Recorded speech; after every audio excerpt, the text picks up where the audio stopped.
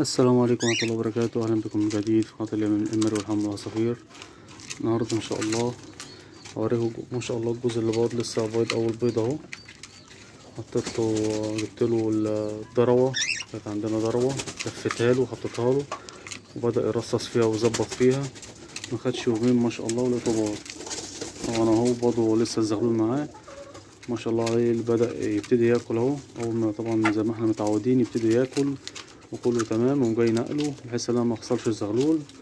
لكن انا ما اعرفش البيض مصيره ايه، لكن ما اخسرش الزغلول اللي في ايديا اللي انا مالكه اللي انا عارفه اللي ما شاء الله كده خلاص اوقات بسيطه ويعرف ياكل وتمام التمام ويتنقل يبقى ايه متعود على الاكل لوحده وصحته كويسه مفيش اي مشاكل فيه. طبعا الذكر الاحمر طبعا ابنه طالع شكله اهو، بيبتدي يعلمه الاكل اهو. وادي النتاية لسه بيضة بتقلي الصبحية عشان كانت امبارح اخر النهار مكانش لسه بيضة اي بيضة.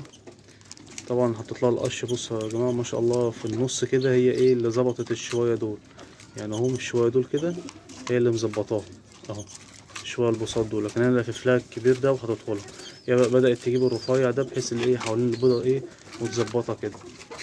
طبعا القش فوايده كتير، لا البيضة تتحرك شمال ولا يمين، تلاقيها ثابتة مكانها. طبعا ما شاء الله على البيضة التانية مش شرط ترقد عليها اليوم ده، ممكن أول ما تبيضها تقعد شوية وتتنقل شوية تقف شوية كده، بس مش شرط اللي هي ترقد رقود ايه تام. لكن ما ترقد رقود تام بقى ما توضع البيضة التانية تلاقي ايه رقدت رقود كامل. تاخد فترتها طبعا في ايه في الرقود. طبعا في فصل الصيف تقعد لحد 18 19 يوم بالكتير عشان درجة حرارة جسمها طبعا ودرجة حرارة الجو تبقى ايه شديدة. غير في الشتاء طبعا بتقعد ممكن تقعد لها من 20 لحد 23 يوم عشان طبعا البرودة ودرجة جسمها بتبقى برودة والجو طبعا بيبقى بارد وكده، فعشان كده ايه بتطول ايه في الرقود. دي ما شاء الله أول بيضة ليها اهو، قلت أصورها لكم. طبعا طول ما انت زي ما احنا متعودين متوفر له كل حاجة، أكل قدامه باستمرار، مية على طول نضيفة قدامه، كل حاجة تمام. اهم حاجه برضك تعمل له زاويه تحط له طاجن. انا عامل زاويه خشب كده اهو، زاويه خشب كده بجنب القفص ومليها قش بحيث ان انا ايه بحننه على طول ايه اللي هو يبيض على طول. اول ما لقيتهم كانت الخشبه دي فاضيه، لو تشوف في الفيديوهات السابقه لما كنت بصور تلاقي الخشبه دي فاضيه. لما لقيتهم كده الدكر زايم عليها وبينادي عليها وقاعد في الركنه قلت ايه لازم احط لهم قش. حطيت لهم قش طبعا ما شاء الله ما كملوش اليومين اهو لقيته كسر عليها في مره وانا واقف ملحقتش اصورها، لقيتها وضعت اول بيضه اهو، وان شاء الله في انتظار البيضه التانية بامر الله.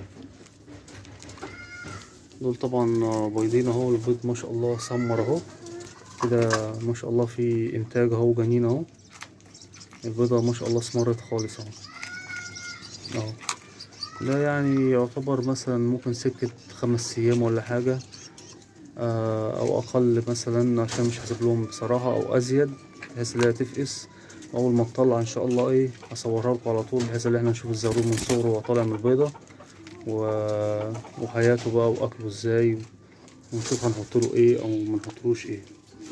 دول طبعا برضك دي برضك راقدة اهي، دي لسه برضك اكتر من الاولانية بس لسه البيض بتاعها لسه مطلعش. دي طبعا كانت بايضة برضك بس حصل معايا موقف غريب، لقيت البيضتين بيضة رايقة وبيضة طلع منها الزغلول، بس للأسف طلع ما عادش يوم ولقيته ميت. طبعا بحث فيهم وبصيت فيهم وقلبتهم وما لقيتش فيهم اي مشاكل في نمل في اي حاجه، ما لقيتش. لقيت الجوز تمام ما فيهمش اي حاجه. هو لقيته السبب بقى ايه ميت من ايه، لقيت دماغه مزنوقه بين السلك اللي هناك ده، دخل دماغه طبعا ولا عارف يخرجها، لسه طالع من البيضه ولا عارف يجيبها شمال ولا يمين. وطبعا امه عايزه تاكله مش عارفه، اتغشمت عليه عايزه منقاره. المهم ايه لقيته ميت ودماغه مزنوقه، قلت الحمد لله وقدر الله ايه ما شاء فعل. طبعا هيبتدوا ياخدوا راحه كده ممكن 10 ايام 12 يوم 15 يوم بالكتير، ويبتدي الذكر يزوف تاني. هلفلهم قش ان شاء الله واحط لهم بردك سرعه بيض او تحنينهم اللي هم ايه يبيضوا، مفيش اي مشاكل فيهم. ودي طبعا عليها البيضة التانية اهي، باينة اهي خالص اهي اللي عليها البيضة التانية. برضك بتبقى ايه الشعر واقع بين الخاتم بتاعها اللي ورا، الشعر بيبقى واقع، بتبقى ايه الرحم نازل كده شوية. بتبقى طبعا على طول جناحاتها نازلة زي ما احنا عارفين، والقبة بتاعت عند ديلها دي قبة شوية، وتلاقي معدتها ما شاء الله مليانة ونازلة برضك كده. دي بتدل اللي هي ما شاء الله صحتها كويسة وعليها البيضة وقربت ايه خلاص تحط البيضة التانية. ممكن كمان دي وقفتها اللي هي ممكن توضع البيضة التانية، بس طبعا الله أعلم دلوقتي ولا امتى، مفيش أي مشاكل. ودي طبعا اهو الجوز التاني رقد كده رقود تام اللي احنا صورناه يومين ورا بعض، ما بيضت أول بيضة وبيضت البيضة التانية. مفيش أي مشاكل اهي بيضة وتمام التمام ورقدة ومفيش أي مشكلة. ودي قامت برضك عشان تاكل وتشرب وايه، وراجعة دلوقتي ايه ترقد تاني. طبعا محدش يقلق طبعا لو قامت ووقفت شربت كلت وقفت شوية وبعد كده رقدت، مفيش أي مشاكل فيها، هترقد وما تقلقش. احنا في فصل الصيف يعني ما تقلقش، مفيش أي مشاكل فيهم خالص. الجو أصلا بطبعه حر وكده، فما تقلقش إن شاء الله مش هياخدوا هوا ولا هيبوظوا ولا أي حاجة. دول طبعا الجوز اللي كان معاه جوز زغليل ما شاء الله كده، زغلول اهو اللي واقف قدام حضراتكم ما شاء الله بصحته كويسة اهي، مفيش اي مشاكل فيه، بدأ ياكل لوحده. مفيش بس غير الزغلول اللي اضعف منه بشوية كده، هو مش ضعيف يعني، اللي اصغر منه بشوية لسه بدأ ينقر في الاكل حاجات بسيطة، بس لسه ابوه وامه بياكلوه، والتاني برضك ابوه وامه بياكلوه. بس احنا برضك زي ما متعودين بنسيبهم لحد اما يكتفوا اللي هم ايه، خدوا كفايتهم اللي هم عرفوا ياكلوا، وابوهم وامهم برضك بياكلوهم مفيش اي مشاكل فيهم. نبتدي ننقلهم مع مجموعة على قد سنهم، منقلش مجموعة اكبر ولا اصغر، على سنهم الزغاليل او شبابات يعني مش ناشفة قوي، بحيث ان هم ايه يقعدوا مع بعض وما يضربوش بعض، بحيث ان احنا ايه نخسر. دول كده زي دول كده مجموعة كبيرة ما ينفعش ان انا احطهم فيها، بحيث ان اول ما احط لهم هيبتدوا ايه يضربوا في بعض و...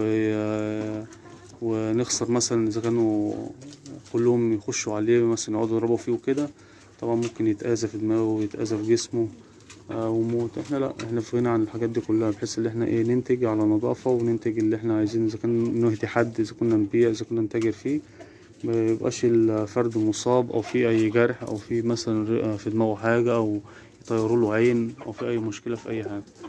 احنا بناخد كوز الزغاليل زي كده نضاف، اللي عايز يشتري ماشي، اللي عايز تخليه عندك يبقى شباب ماشي، اللي عايز يبقى يخليه يشغله عنده ماشي، مفيش اي مشاكل في اي حاجة.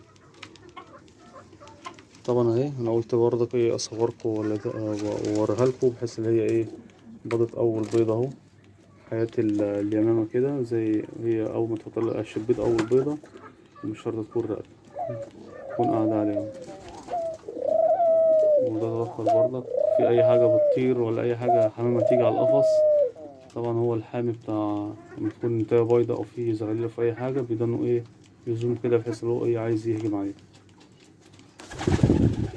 برضك في اي سؤال يا جماعة انا ما بزقش من الاسئلة والله، ويعني في اصدقائي الواتس بيتواصلوا معايا، مفيش اي مشاكل، بيتواصلوا معايا على طول في اي معلومة في اي حاجة، طبعا مش هنأخر عليكم.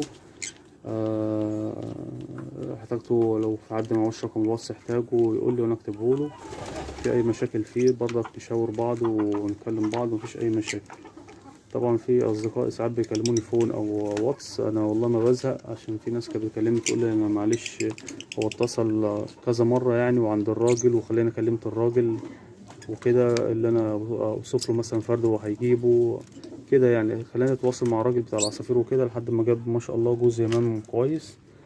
فقال لي معلش انا تعبتك وزهقتك معايا وكده، قلت له يا باشا انا تحت امر اي حد في اليمام، نحس اللي هو ايه لحد ما يبيض ان شاء الله ويبقى كويس، وحتى لو باض في اي مشاكل يتواصل معايا.